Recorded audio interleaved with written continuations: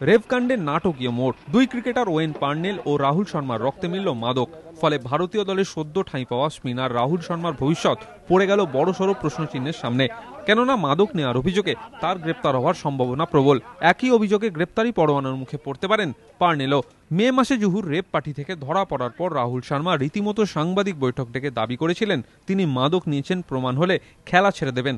অথচ সব হিসেব উলটপালট করে দিল তার রক্ত পরীক্ষার রিপোর্ট। এদিনই সেই রিপোর্ট এসে পৌঁছয় মুম্বাই পুলিশের হাতে।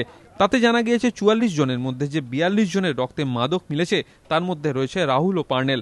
হাম্বানটোটায় শ্রীলঙ্কা সফর শুরুর আগে টিম ইন্ডিয়ার কাছে এই খবর রীতিমতো বজ্রাঘাত।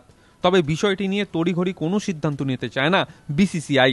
বিসিসিআই এর সভাপতি এন শ্রীনিবাসন জানিয়েছেন, কোনো সিদ্ধান্ত নেওয়ার আগে পুরো বিষয়টি খতিয়ে দেখবে বিসিসিআই। প্রয়োজনীয় সমস্ত তথ্য সংগ্রহ করব আমরা, তারপরই কোনো রকম পদক্ষেপ নেওয়া হবে। রাহুলের পাশে দাঁড়িয়েছেন প্রাক্তন ভারতীয় অধিনায়ক সৌরভ গঙ্গোপাধ্যায়ও।